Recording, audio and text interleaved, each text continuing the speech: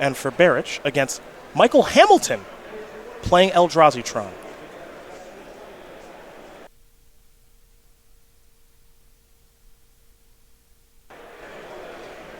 Aaron will begin things with the very powerful Glistener Elf. This is a dismember killing said Glistener Elf.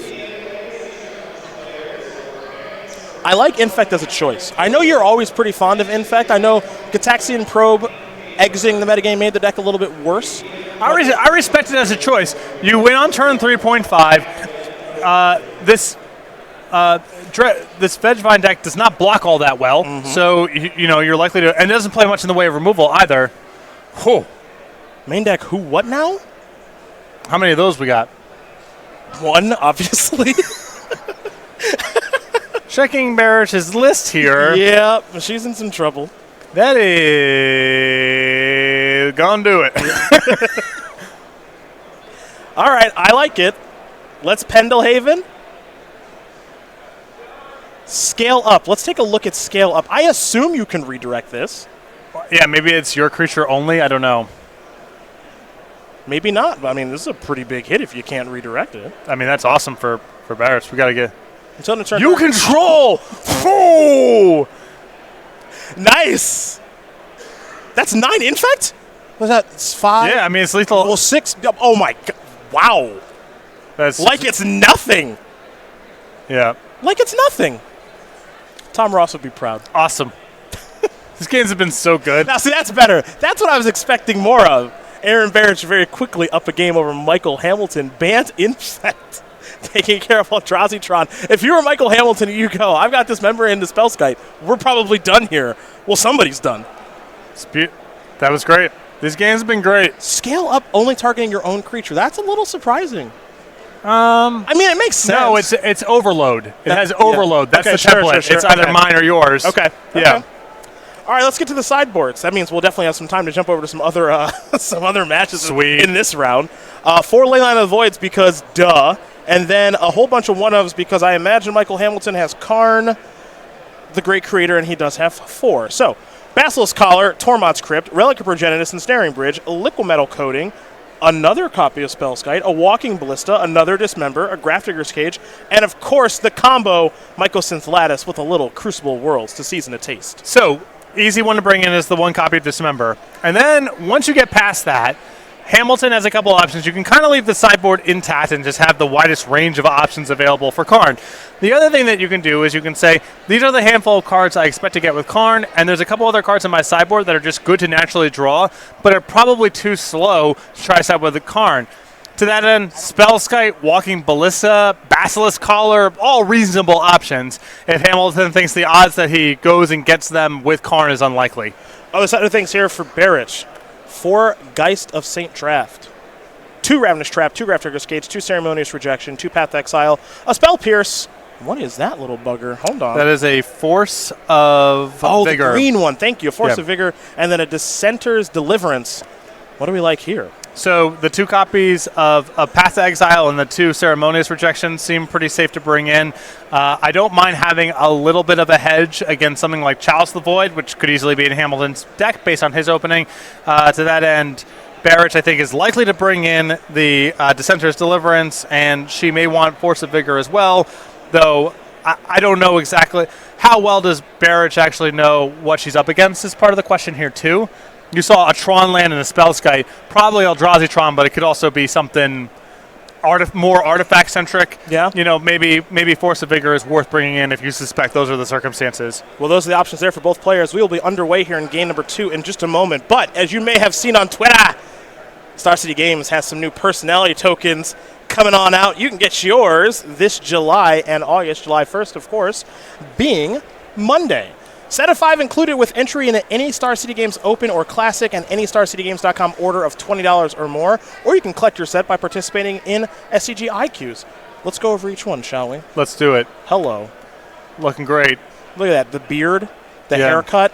I'm blue, but I think that's right in line. Yeah, just the giant lats, biceps. That's right in line. Yeah, right in line. I'm pretty happy with everything that they've done there. I may have had some feedback during the process. Yo, no bigger. I know I'm a zombie here, but can you just make my shoulders even broader? Just a little bigger if you Just could. a little bit bigger. Okay. We're trying to match real life, make them bigger. Please make them bigger. Thank you. I'm glad somebody understands. Andrew Ellenbogen, he is a 1/1 vampire for a Pro Tour winning Legion's Landing. So if you need some vampire tokens, he can help you out with that. Let's go to our next one here. Ross Merriam, an elemental. He's been known to play a young pyromancer or two in his day. So that is Ross's new token. Sam Black is a clue token. Previously a zombie token, but Sam loves his value in brewing, so this makes some sense. And our last one, but certainly not least, is Dylan Hand, Voice of Resurgence Elemental token. Your favorite. Never to enter the feature match area. I hope you and Dylan, I hope you enjoy those tokens in your pickup games at home. If you enjoy, maybe sometimes you like to crack a cold beer, need a coaster. Oh, boy. But we're not going to, I don't know how much of that we're going to be seeing on the SCG Tour. How do you think Voice of Resurgence would line up this weekend? Oh, yeah. Yeah, no, it's great. It's just, Maybe not great. Maybe not great. Maybe not the best weekend for old Voice of Resurgence, the powerful elemental. It'll be back. It's time to shine as soon. Yeah, I mean, you block. It's sort of like a bridge from below. Like you trade off and you have some leftovers. It's a different kind of bridge from below. Looks like Aaron going to be taking a mulligan to 6. Again, a former Invitational champion. In fact, was the modern deck of choice that she won with. And now we're going to take a long look at the hand. Scale Up is dope. That was another Scale one. Up is nice. That was another one that I bought low on. I was, a couple copies maybe, but it's intense. Just killing trivially through Spellskite is awesome. Yeah, I don't know if that was part of the plan when putting Scale Up in the deck, is that it's a way to circumvent Spellskite, but hey, it works. No. Yeah. I mean, Spellskite used to be like the #1 banger against Infect. That was the card, right? And if these lists are going to 4 copies, then I don't know what is even the point. Giver of Runes, another new card from Modern Horizons, is how we're going to start game number 2 for Barich. Michael Hamilton wants to take a look at the new Mother of Runes. For what it's worth, Michael Hamilton appears to be off to a pretty good start with an Urza's Tower and an Expedition map. Tron could be online as soon as turn 3, but that might be too slow. Yeah, interesting selection here from Barich. A lot of Infect decks have begun splashing white for Teferi Time Raveler under the notion that if my opponent can interact at instant speed, then it's pretty easy for me to set up the combo kills. Give Runes, much the same sort of thing. It makes it much harder to interact with blockers and removal spells, and it's 1 mana instead of 3. Another copy of Giver of Runes is going to join the battlefield. We'll head back over to Hamilton, who had a turn 2 Matter Reshaper, another one of your favorite Magic cards of all time. Yeah, it's like a Voice of Resurgence, except instead of an elemental, you get a random card off the top of your deck worth approximately 1 elemental. In Urza's Mine, another Expedition map, and Hamilton, who is a 3-time Invitational Top 8 competitor, will pass the turn back over to Barich.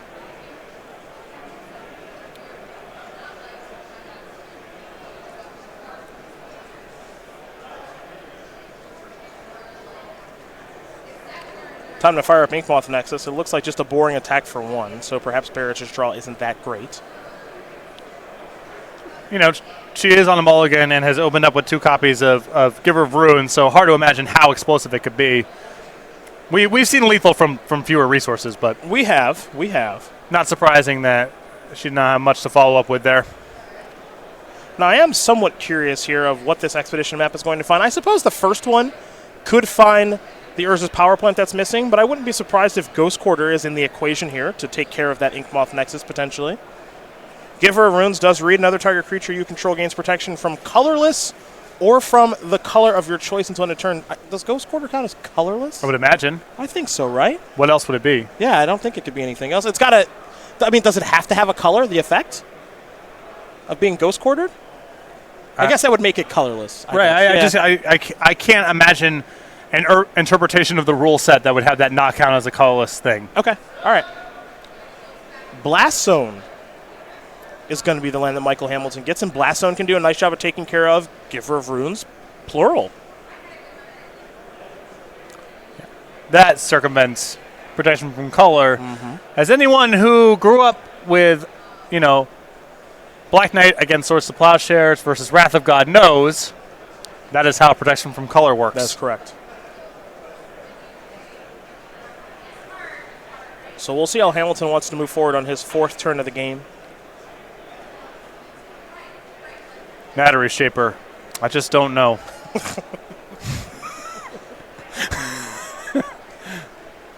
I feel like I'm just playing a different game sometimes. Sometimes. Blast Zone's going to take care of the Giver Runes. The Expedition map's got to go because Blast Zone took care of that, and now it's time to get busy. Yes. The battlefield is clear. Time to tune up the band. In for 3, Barich. Going to fall down to 14, maybe a little lower because of the fetch. You know, if you were doing it off of eight Ancient Tombs like you used to, you know, back when Ivugan was legal, that's one thing. A lot of cards are really good when they cost 2 less. I would say all of them are. Battery Shaper may be one of them. Yes. Maybe. But just make my land drops and here it comes. I don't know. I guess I was just raised different.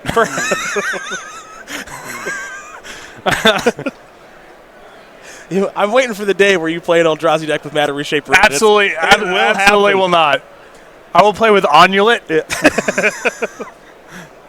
Another point of infect damage is going to come across, but this game is going to last a lot longer than the first one did, as Michael Hamilton only has 2 infect damage on him right now. Going to reshape a little more matter right now. Dancing Scimitar, the 1/5. That's no. 1/5 flyer for 4. Stop. Be good here. Better than Battery Shaper. It would be a lot better here than Battery Shaper. It would be good. Here is Spellskite. Normally a very good card against infect. It wasn't previously because of scale up. We'll have to see how it goes this game. Barich is untapping very quickly. She's drawing. And it looks like more lands in hand. 4 is to deploy.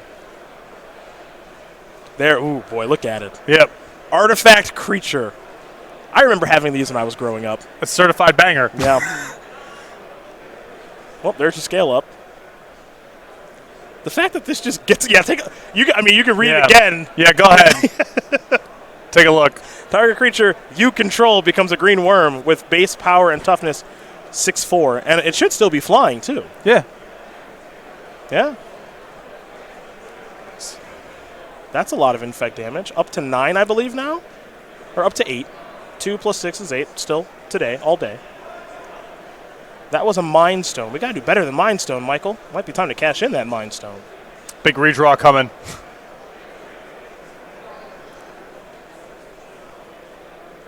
All right. Going to use the Eldrazi Temple to draw a card. Actually going to use the Tower to draw a card. And I did not get a great look at it. Bang. Yeah.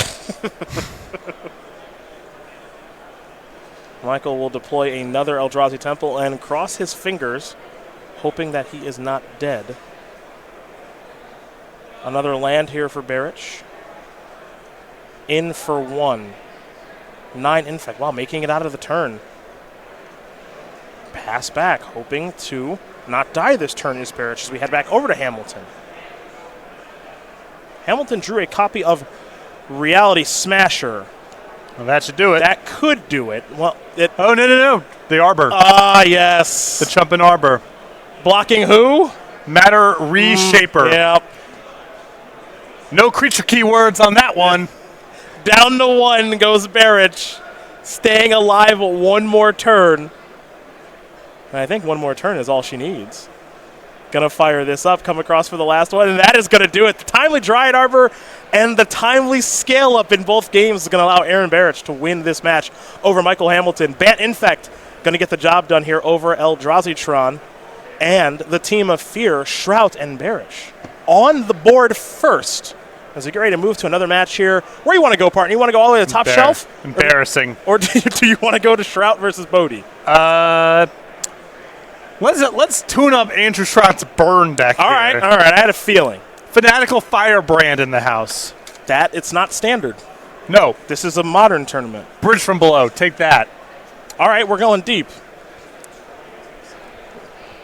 We're going deep on deck building. What other goodies do we have hiding out in there? Light Up the Stage, which is some burnless play, some don't. A lot of it depends on how easy it is for you to just kind of cast everything, dump out your hand, play a little to the ground. Shroud's List definitely trying to do that. We got here right in time. just almost missed it. Got here just in time for this. Good job, directing team. Didn't want to miss this. Yep. Jace, Teferi, and a timely reinforcements on the stack. Are the line totals seriously 20-20? Don't tell me that. We're gonna get that.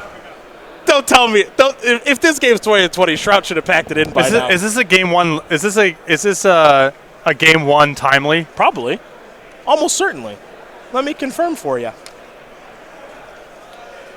I don't know if we don't have our match updated or. Yeah, game one timely. Cool. Yeah. Super cool for you burn players. I'm checking for main deck rest in peace now. Wow, no main deck rest in peace. 4 on the board. Not willing to go to extremes is Roger Bodee. Well, I would say I think the blue-white control lists do have a shot against Hogak if you have Terminus and Path. Okay. It's obviously not like going to be a lot that those cards are good enough, but they have moments of being able to blunt their creature-centered draws. All right, we've been informed as this game is looking pretty good here for Bodee just rubbing it in with the Aaron Barich tokens there. We've been informed that it looks like Harlan Fear is getting ready to win his match against Taylor Stevens. So we want to be able to show you the conclusion of matches as best we can. So we just hopped. Look how quick we hopped over here. Yeah. Technology, I'll tell you what. Let me tell you, I tried to make burn work. Yeah. With Modern Horizons, Sunbay Canyon. That's an upgrade. Game's so long, you flood out. Yep. I am not that interested in trying to cast Lightning Helix right now.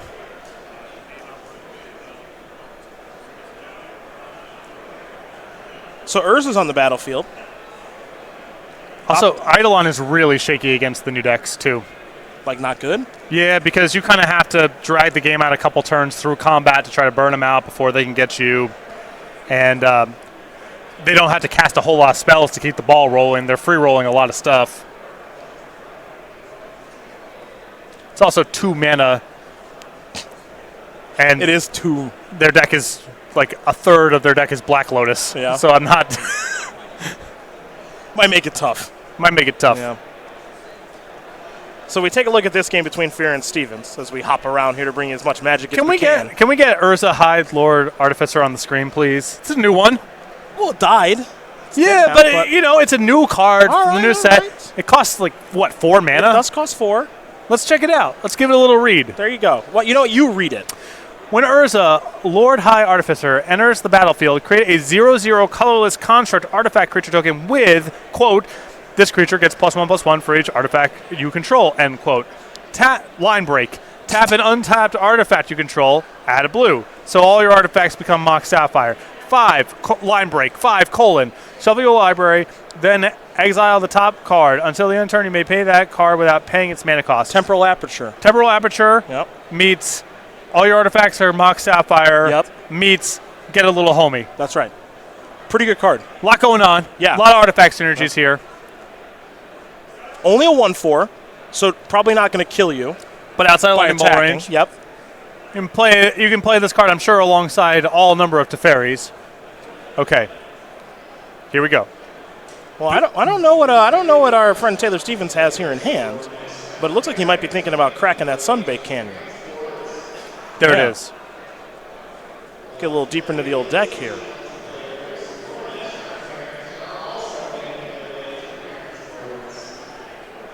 How many copies of Smash the Smithereens here in Stevens' sideboard? That's a question I'd be happy to answer for you. Probably got to be some number of them. 0. Oh. Yeah, that's not what you wanted to hear. Splashing Rest in Peace, no surprise there.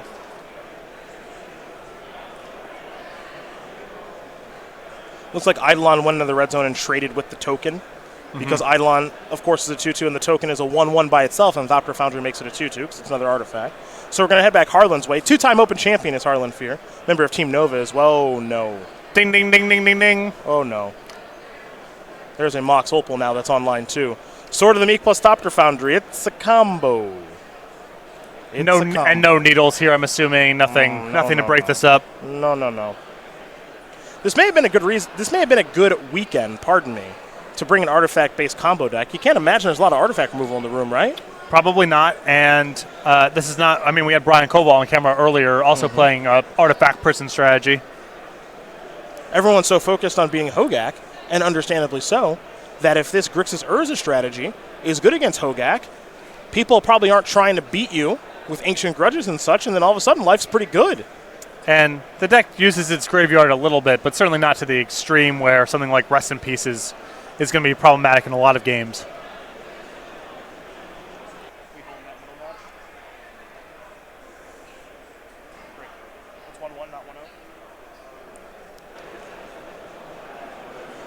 Harlan has assembled a combo that one Jerry Thompson has used to great effect over the years in Thopter Foundry and Sword of the Meek, back during his Dark Depths Thopter Foundry days. DDT, as we so elegantly called it in the extended days of Magic. When they unbanned, was it Sword that was banned or Thopter Foundry? I think it was Sword of the Meek that was banned. Sword's the one, because Sword's going to be problematic with other stuff. Or could be. When they unbanned Sword of the Meek, I think people were expecting this combo to really have a huge resurgence, and it didn't. But it may have found what it was looking for with Goblin Engineer and Urza. Yeah, those are big upgrades. I think part of what happens with people's framework for cards that are banned or not banned is it could be appropriate to have the banned card in 2012, but the format just gets more powerful. Mm-hmm. And something that would be out of bounds in 2012 might be just fine in 2019. I think Thopter Sword clearly falls into that camp. The people who want Stoneforge Mystic unbanned, that's the case, right? Even if it was an appropriate card to have banned early on, now how powerful is this in the context of the format? Well, if we're doing Hogak-esque things, I think it would be reasonable to let Stoneforge Mystic maybe play in the mud too, as it were.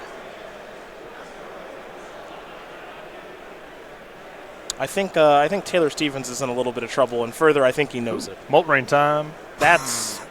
is it light up the stage, perhaps? Yeah. I was going to say, Molten Rain, I promise, isn't it. Tune it up. Yeah. A lot of bands being tuned up by Stevens, Bodee, and Hamilton here this round. Who are off to a great start, 4-0. Same thing can be said for Fear, Shrout, and Barich.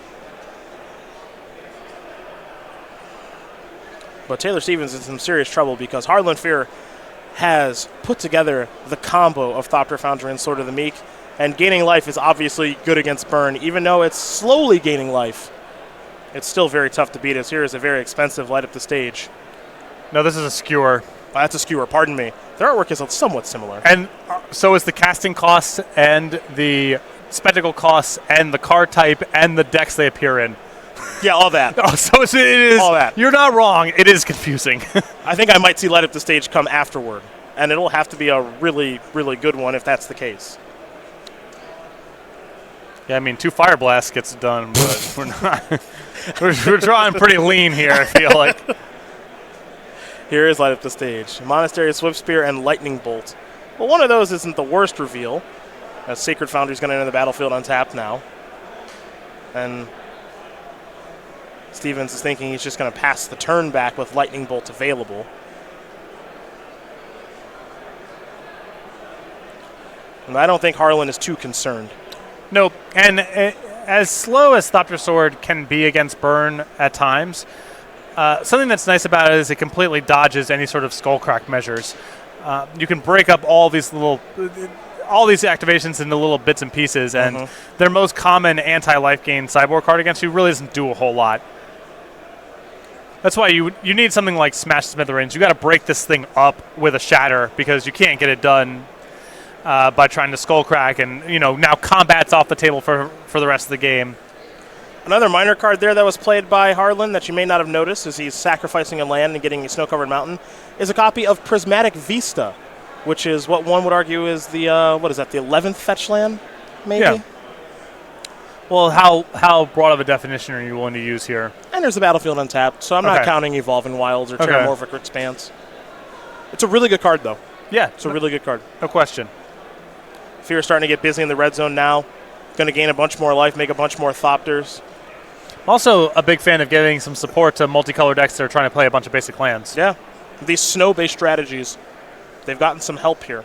And that is going to do it. The team of Harlan, Fear, Andrew Shrout, and Aaron Barich will defeat Taylor Stevens, Roger Bodee, and Michael Hamilton. And so for Fear, Shrout, and Barich, 5-0 here in Pittsburgh.